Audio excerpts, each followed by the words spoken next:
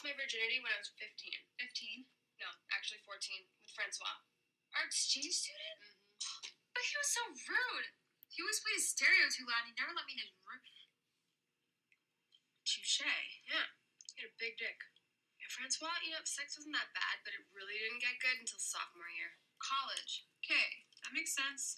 You're more mature. High school. By then, the guys had cars. We would park at Beaver Creek. Do people still do that? Go to Beaver Creek to fuck?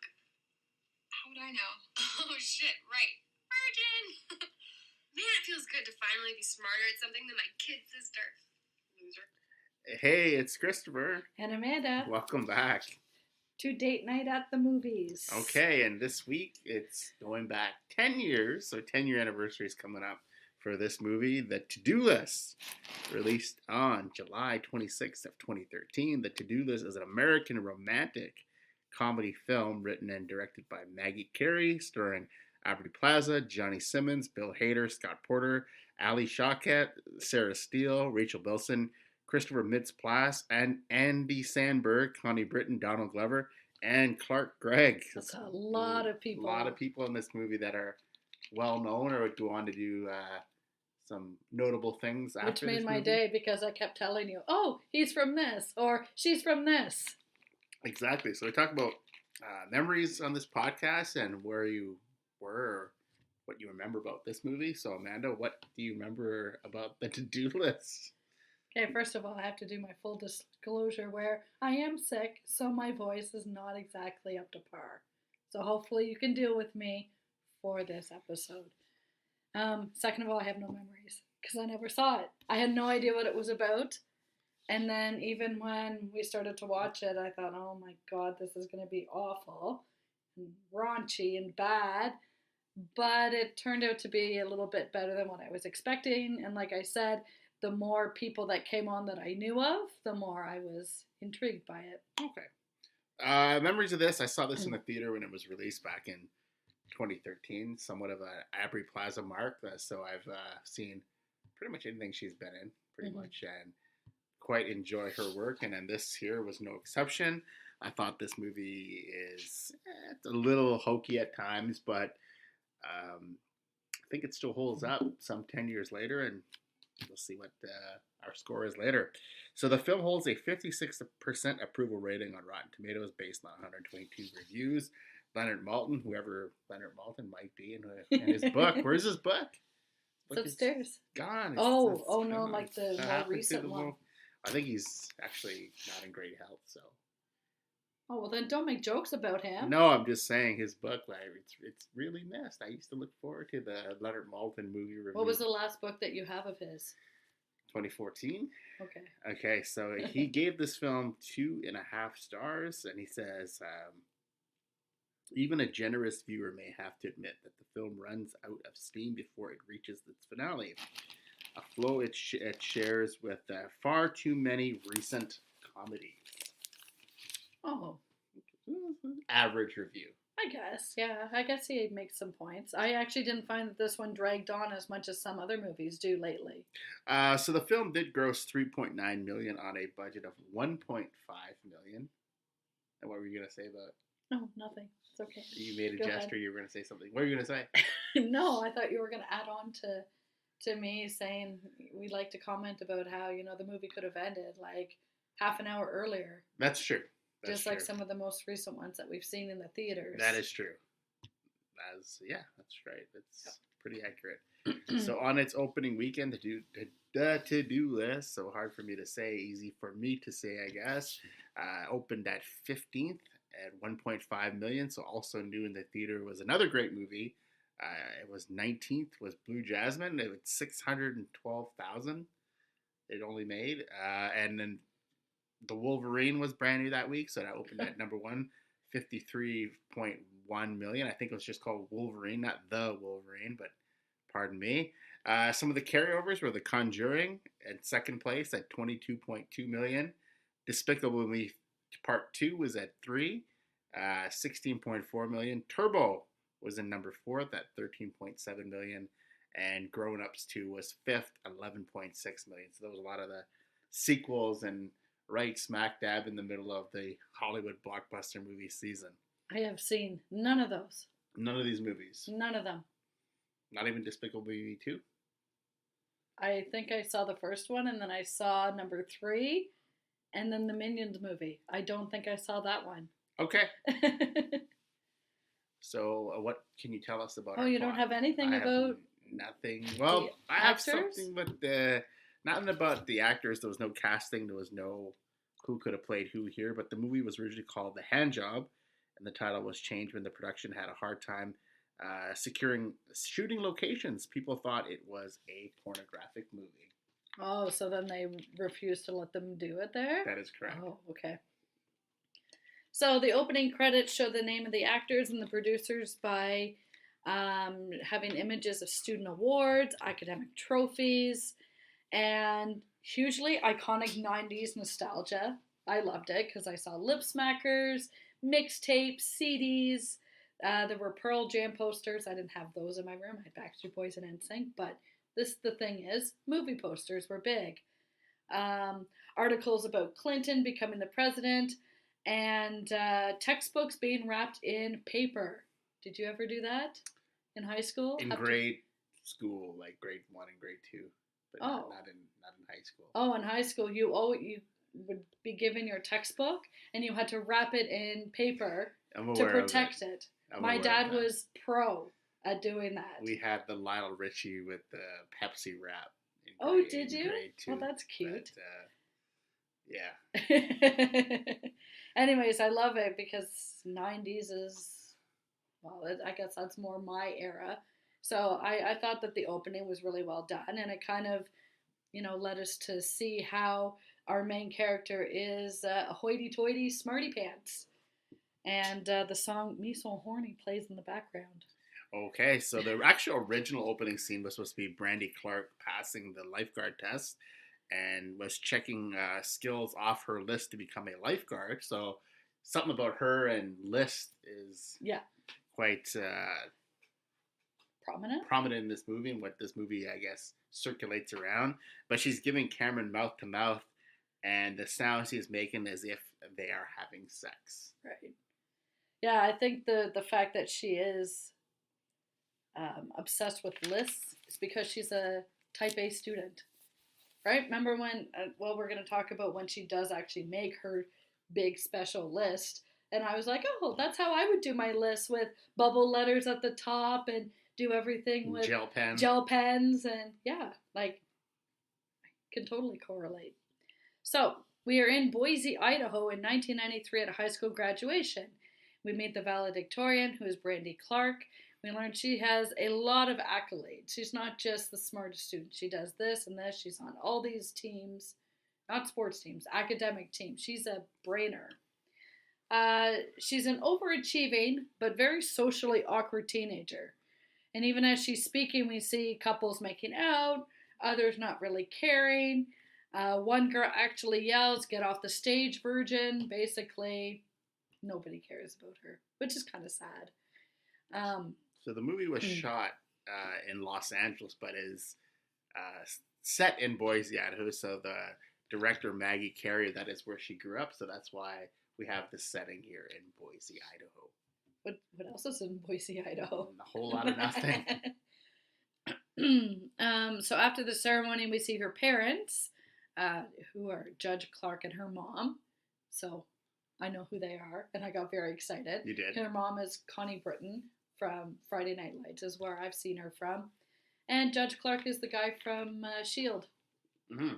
What's his name? Agent, I can't remember what it is. Not that I cared, because I really don't like Marvel stuff. But I know that he's in that. Anyways, I love him in this movie. I think he's fantastic. You know how you love the dad in The Guru? I think I really like this dad. And we meet Brandy's annoying sister, Amber. I kind of like Amber in this movie. I think Amber is one of my favorite characters in this movie. I thought you said you hated her. I did, and I grew to like her upon the third watch when we did it for our notes. I was like, but at first she's kind of the hero, the more interesting person in the Clark family. Let's put it that way. Yeah, because she's the one who is the rebel. Yeah, like which rebels. would speak to you. That's right. Yes. I like her dad. The judge. Amber's making out with her boyfriend Chip, and is being rude to her, which goes throughout the whole movie. They just go back and forth and yell at each other, tell each other to shut up. Cameron comes over to give her a hug and a gift of slippers for her dorm room. It's very clear that he likes her, but Brandy doesn't seem to reciprocate. Kind of just shrugs it off as they're just friends.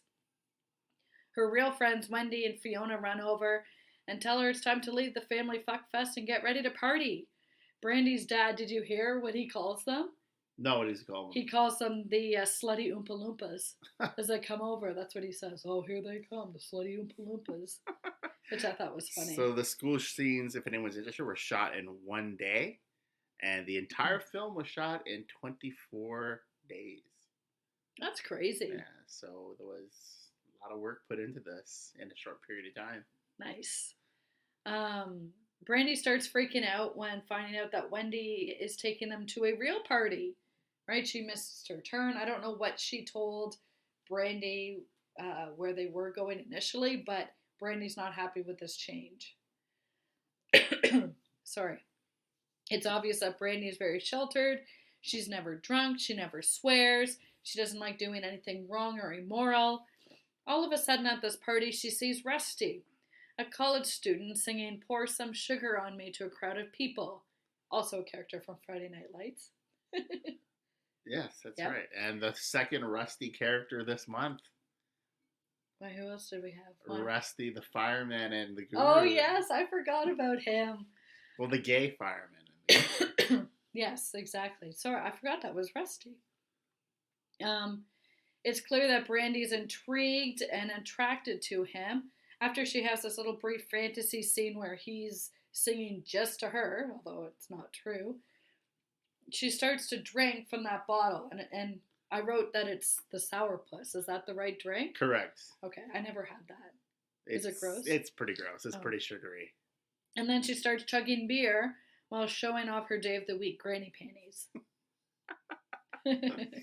So, this results in Brandy getting drunk for the very first time. Her friends decide to put her up into a bunk bed so that she can relax and feel better. Doesn't she blow it out of her ass at this point, too? Yeah.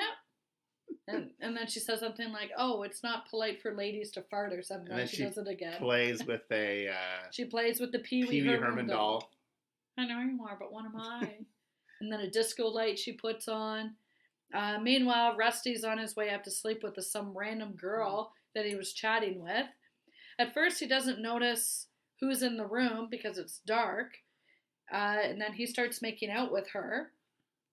Although he kind of knows that it's not this other girl when she says, as long as he doesn't have herpes. Was it obvious at this point that Rusty's a poser? I could see right through him. Oh, could you? Yeah. Oh, I didn't. That he was not the real deal.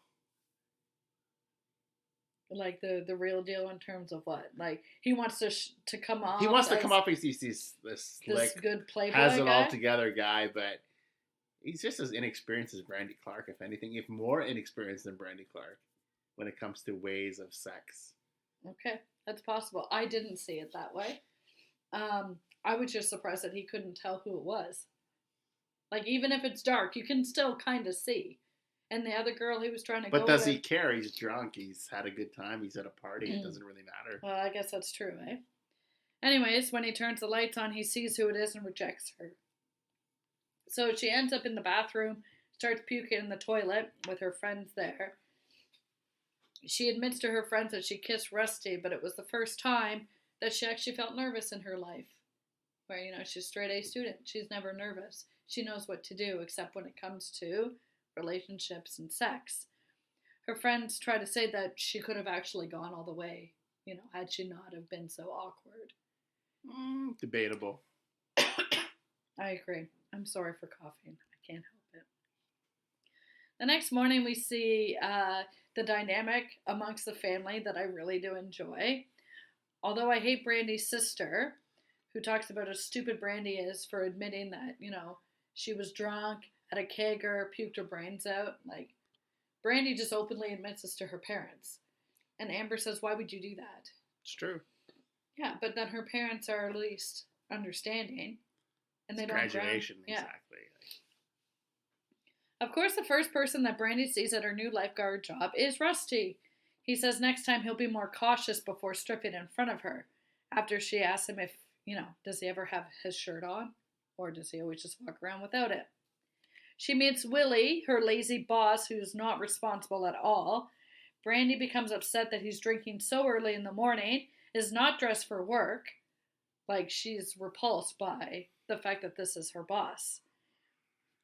But she decides that she's going to be happy to be near Rusty, who starts playing with those devil sticks that I think are the coolest. And I had a pair of them, but you did not. I did not know. I don't know how to play with them, but I had them because they were cool. And we also see that Cameron is working there too. Do you like Cameron? In small doses. Oh. So we're not like a, yay, Cameron, all the way. Yeah, we're not Team Cameron all the way. Are we Team Rusty? No, we're kind of, I don't think any of them are really that appealing. No? No. I'm a Cameron supporter because I feel bad for him. But he wins out in the end. Of course he does. At dinner, Brandy asks her mom when she lost her virginity, just randomly at the table, but before she answers, her dad announces, on their wedding night. Then when the girls are bickering and talking about, shut the front door, and then Amber says, shut the back door, their dad says, we never do the back door. Don't talk about that. Which was improv by the actor Clark. Which I think is great. Yeah. I love that. That was funny. Later that night, Amber tells Brandy that she lost her virginity at age 14 to that exchange student that stayed there. Amber is happy to be finally smarter at something more than Brandy, which is sex, and that was the beginning of our pod. Brandy blames her lack of sexual experience and resolves to learn all about sex over the summer to prepare for college. So she decides that her end of summer goal will to be have intercourse with Rusty to complete her to-do list. So she organizes it into her little note-tote binder, which I also had, and starts writing out ideas that she learns from her sister. She gets really upset when she can't find out the meaning of certain acts in the encyclopedia that she actually looks up, like rim job. She's like, I don't know what that is. It's not in here. I'll have to ask the librarian. Imagine if you're the librarian who gets asked. What a rim job. Thank God for Urban Dictionary online. That's right. They have that for your questions now. You don't have to actually seek out the help of a librarian. I had to look at it because, when they mentioned the pearl necklace. Yes. And I told you what I thought it was. Yes. I was wrong.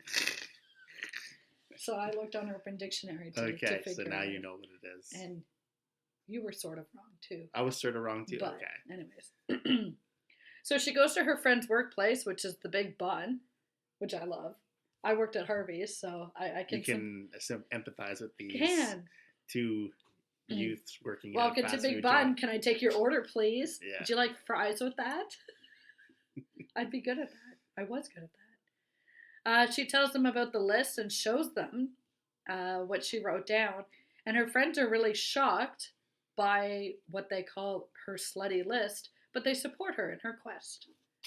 The pool is ready to open the next day, and Brandy is pushed in the water by the kids, her boss, and Rusty because she's a newbie. So she's getting hazed. Kids aren't listening to her. Her coworkers put bubbles in the whistle, mayonnaise in the sunscreen bottle, and she's getting really irritated. Brandy is told to clean waste from the pool because it appears that somebody pooped in it. So she assumes, somebody's playing another prank on me, just like apparently happened in the movie Caddyshack. That's right, the Baby Ruth bar and the pool, or Snickers. It could be any one of the Oh Henry, any one of the peanutty varieties of candy bar. And it was in the pool. I never saw this movie. Okay, and it clears the pool. Like, it's a whole ha-ha, gaga. Okay, so she thinks it's a joke.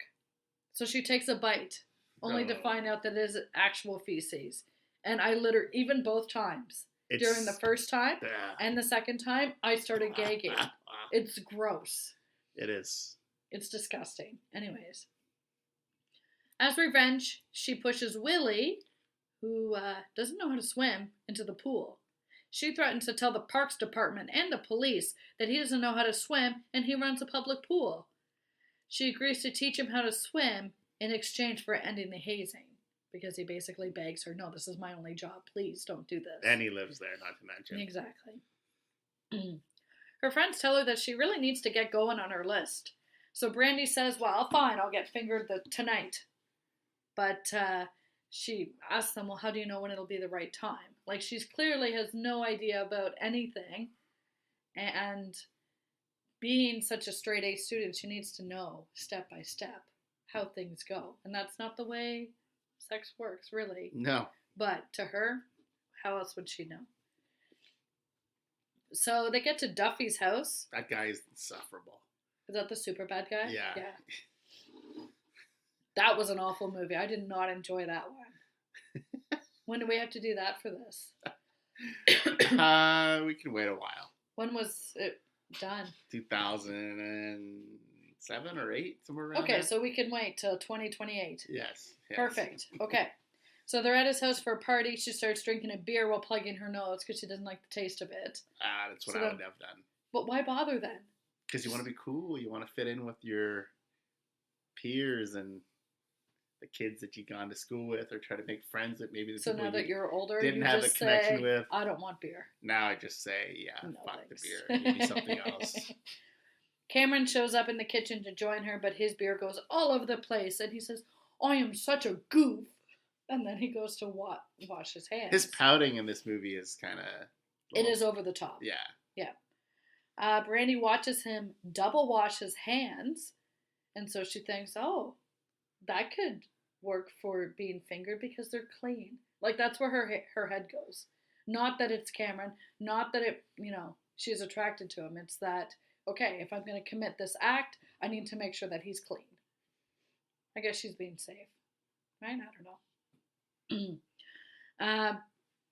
She leads him upstairs, I take it, to some random room in this house to make out, and she's very aggressive with it, and he tells her to just let her kiss him back. Meanwhile, her friends are downstairs getting high and drinking, watching the guys play video games. Brandy tells Cameron to touch her, but he gets confused because she's wearing a skirt, and he doesn't know how to access her. Right? Also, very typical 90s, wearing skirts. Didn't know they existed till this movie. Really? Yes. Oh, I love skirts. They look like a skirt, but they're actually shorts. They're fantastic. I'll take your word for it. So afterwards, we see that she calls this a finger bomb, not a finger blast. So she wasn't impressed. No. I'm sorry. I had to take a minute. Oh, goodness. The next day at the pool, Brandy and her friends are reading magazines. I'm assuming like Cosmo. I couldn't really see the title of these ones. I think they're sort of like the generic teen magazines. Oh, they're not Cosmo? No. That comes later when they read Penthouse. I think so, yes. Okay. And she learns that she needs to put masturbating on the list. She suggests to her friends that they need to flick the bean as much as the guys do. She starts to do so with Kenny G playing on her stereo. She's got candles on. She starts thinking about Rusty Waters putting aloe vera on her back with sunscreen protection. And then she starts humping the pillow as her sister comes in and interrupts her because someone is on the phone for her. She's hoping it's Rusty, but it's just Cameron asking her out on a date. She says, sure, why not? After yelling at Amber, who's stayed on the phone and listening in. Oh, the days of having only one house phone, yes, and people can listen in. Can listen on the other line. Yeah. What? It so just funny? Brings you back to like a simpler time in life. Exactly. Mm-hmm. So Brandy's friends come over to help her dress better for her date. Brandy ends up going to a movie, and Wendy suggests that, this would be a good time to try a hand job on Cameron. But he's not quiet at all during the process. Like, very loud and... irritating the other moviegoers. Yeah. I mean, to be honest, if we were in a movie theater and we heard that, I would get irritated too. Really? Wouldn't you? I don't think it would happen here. In Ottawa, just because? Just in general, this place is too boring for things like that to happen. Fine. That's why I would entertain getting adventurous in a theater at some point. Oh, that's awkward. Is that an invitation? That's awkward. It could be. Okay, dear. Next time we're only there. Okay, honey, we're not doing that. Oh my god. Now I've lost my spot. Oh, here. So she stops the process all of a sudden and leaves abruptly. She's left him. Just high and dry. She goes to the payphone and calls her sister who's doing aerobics. And she says it's an emergency and talks about how she was giving a guy a hand job, but there's something wrong because there's like extra skin. It's not like health class. So her sister tells her what she needs to do. Put the piggy in the blanket. I've never heard called that. I haven't either. No. So Brandy decides to pump some butter onto her hand and resumes giving him a handy, and Cameron shouts out that he loves her as it comes all over her hand. First of all, is that butter not hot? Could be. Like, would that not hurt? It just might. I don't know. It all depends on. I would hope that he got up and cleaned if himself it's the after. real butter or the sort of artificial butter they have in movie theaters. But I'm thinking the artificial, but even still, it's heated. it might. At Landmark, it's heated. Yeah, so it has. Yeah. I hope that he went and cleaned himself. It was quite the messy affair. Yeah. Butter. Butters. At the morning table, Brandy decides to ask her mother about why some men aren't circumcised. And so her mom draws some diagrams, explains why it's done, but also explains how it's a shame because it gets rid of the sensitive area for the men. And she calls the extra skin the cowl neck. I've never heard it called that before. I have not either. Okay, so we'll just leave it at that. Her dad, when he comes to sit at the table and then finds out what they're talking about, he abruptly gets up and leaves. This poor man, he does not enjoy any conversations of such topics. That day at the pool, Brandy decides to take a tiny bikini from the lost and found and go down the slide in an attempt to get Rusty to look at her. Well, he does, because when she gets out of the pool, Rusty points out that her top has come off. And I wrote that I understand the embarrassment of Brandy because this happened to me.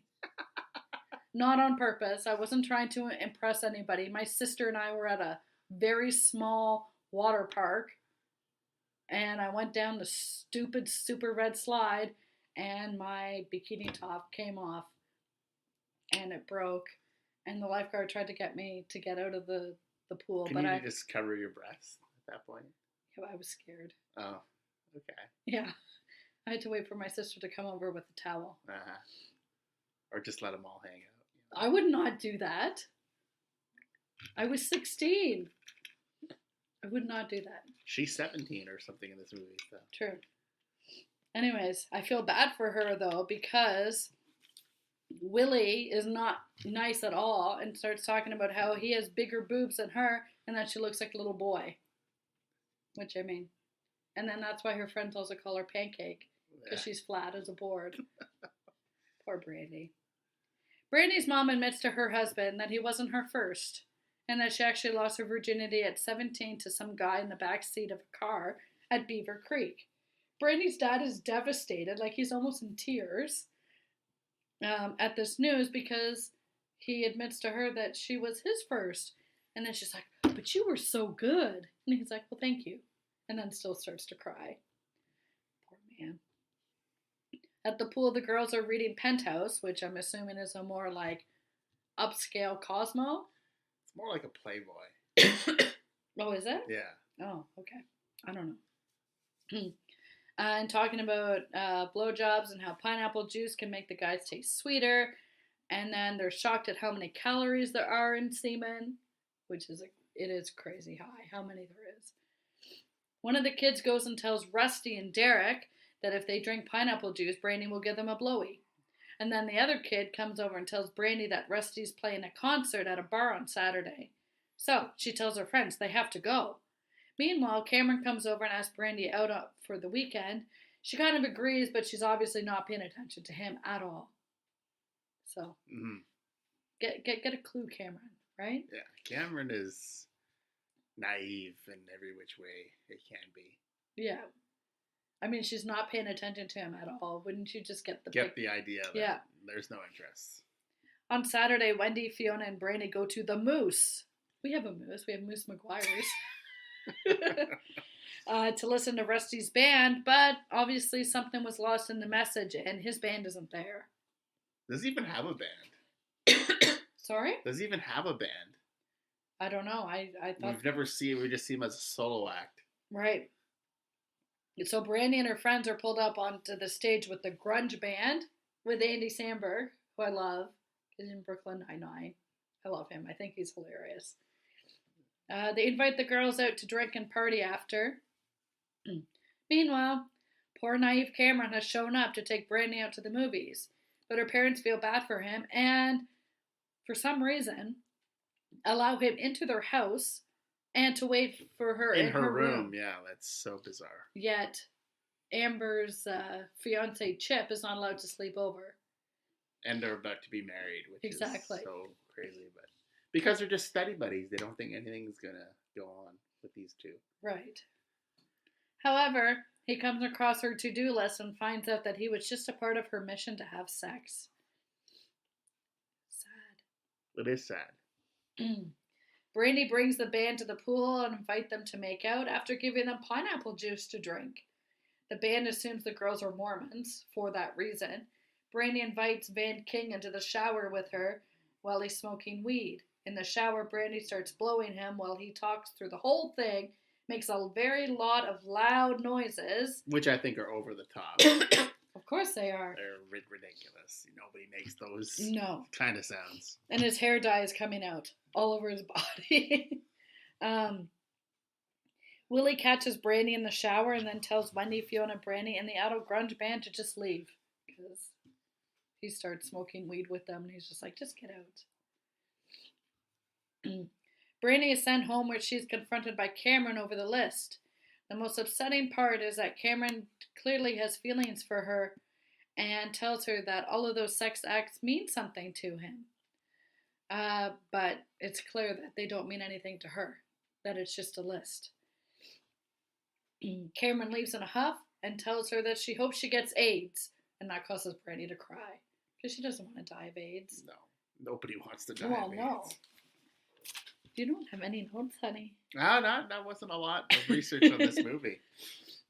This is not the best one for me to talk through. I don't have a voice. I can read some of it, I guess. Okay. All right. So it says Duffy comforts Cameron, but then comes over to comfort Brandy too. But the problem is that the two dry hump, even though Wendy still has a crush on him. The next day, Duffy tells Derek about how she's like a sex maniac and who will do anything. Both Duffy and Brandy have hickeys all over their necks. Like, it's so clear. Like, wouldn't you not want to cover up?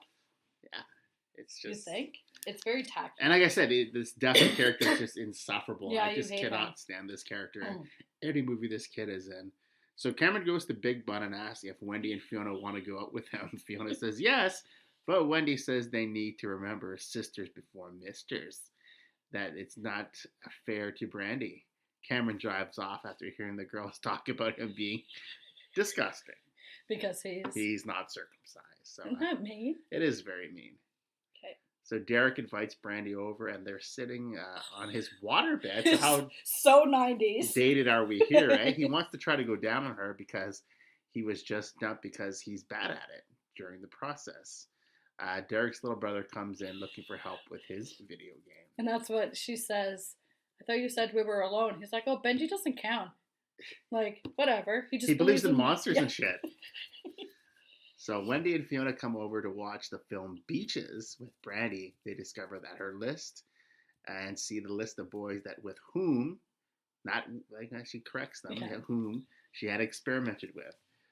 Fiona asks Brandy if it's okay to go out with Cameron, but they get upset after finding out that Brandy hooked up with Duffy and leave angrily to declare that Brandy has failed to put bros before hoes and calls her a slut.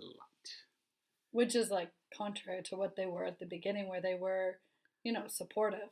Correct. And the next day it's discovered that Oak Crest Community Club came and vandalized their pool area. That night, Brandy finally gets close to Rusty when they vandalize a rival pool. They go down the slide and start making out in the bubbles that they put in there.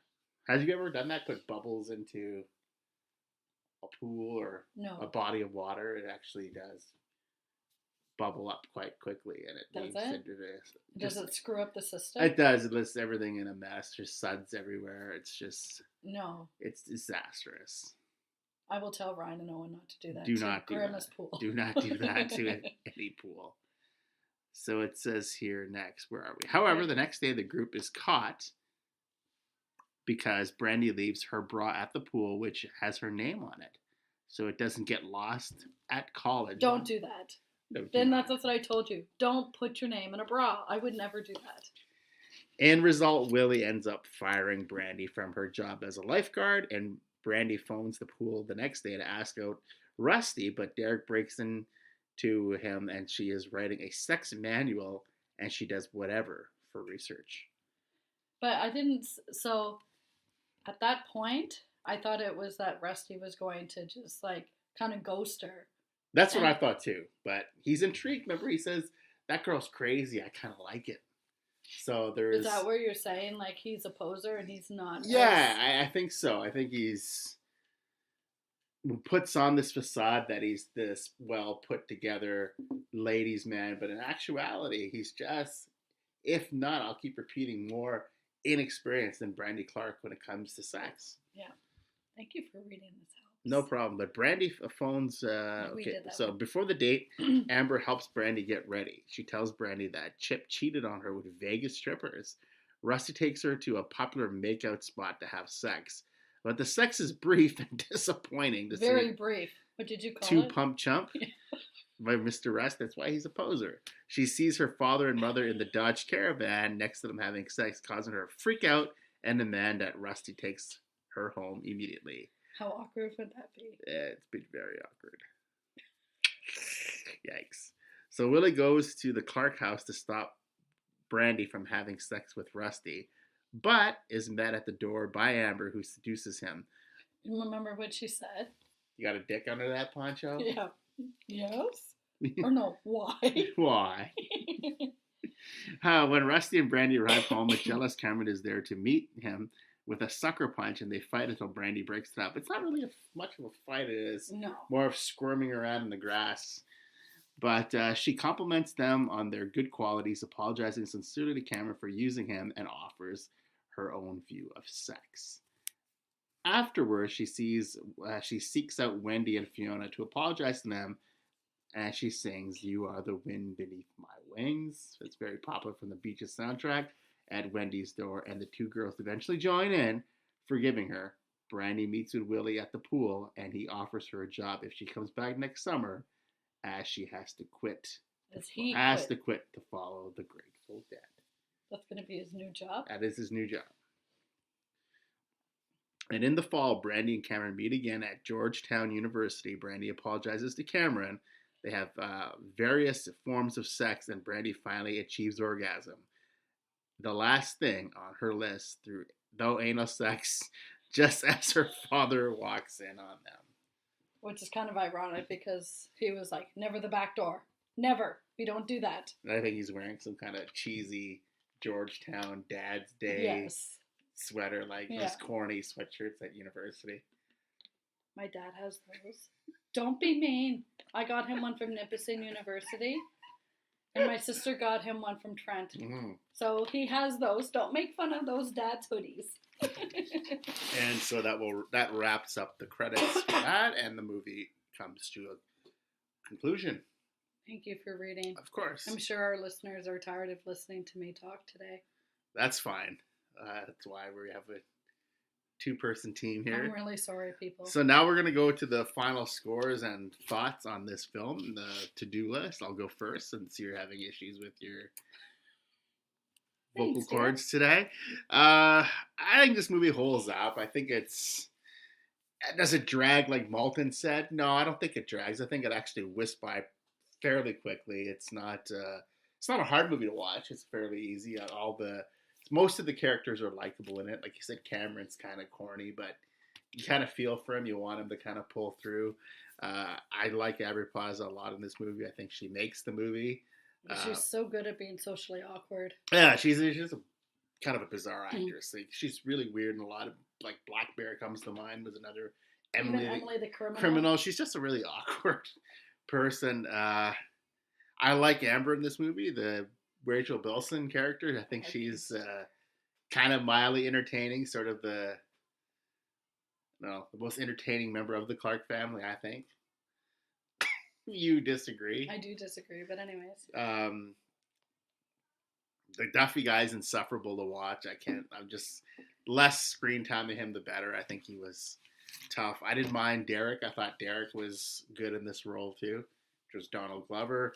So I'm going to give this movie overall. I think it passes. I think it's nothing that is going to be was not going to be an Academy Award type movie or anything that was going to see Golden Globe nominations. But I think in the end, it's still a passable movie. So I'm going to give it 73%. That's a pretty good score.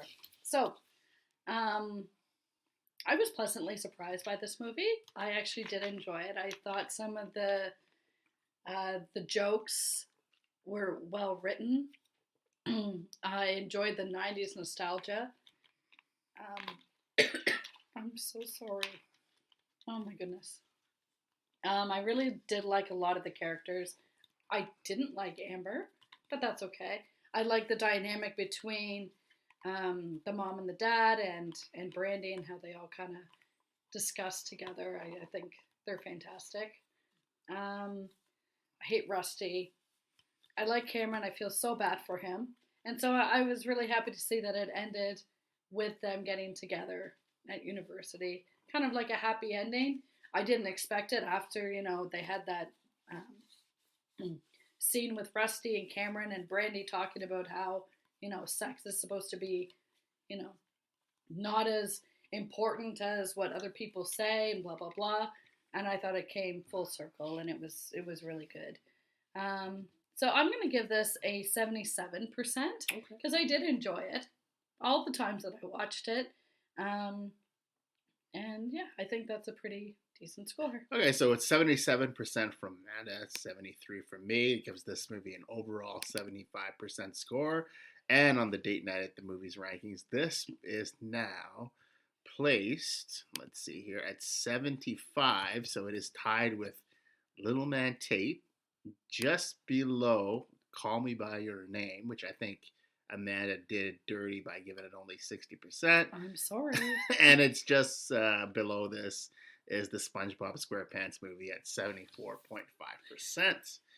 So next week, that we have a 20th anniversary coming up, and it is an action thriller. So a lot of movies, we don't do too many of these movies on this podcast, but it's coming full circle. Our very first one was Speed. It was, yeah, and that's our anniversary. It is actually our 1 year anniversary next week that we started this pod with Speed. Thank you for putting up with us. Yes, thank you for listening still, if you're still listening 1 year later. And I'm so sorry for today. But we didn't want it to be much later than what it already was. Yeah, so we're a couple of days late this week. But here we go. So this is the trailer. This is next week coming up. Play the trailer. Chief Whitlock. Chief Whitlock, it's Anne Marie Harrison. Somebody just broke into my house. Why don't you tell me what happened? He came toward me. Like this?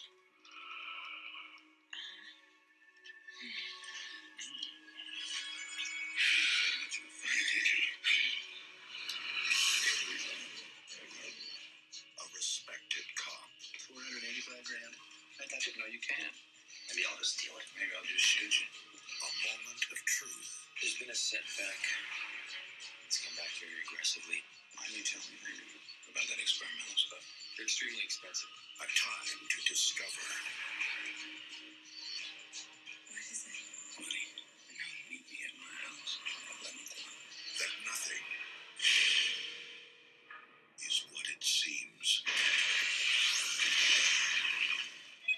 Sheriff, Ann Harrison's house just went up in flames. Check it out. Definitely arson. What are you doing here? Homicide detective, there's a dead body. Look what they got on me. An eyewitness saw me outside their house the night it blew up. You look like him. He's the chief of police. How do you solve a murder? I gave her the money.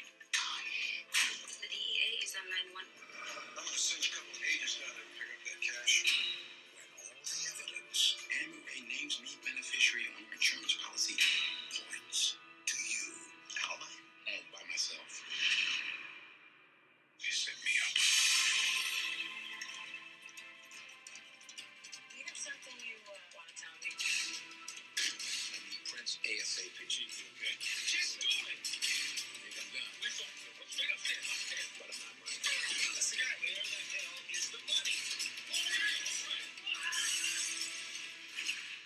Out of time.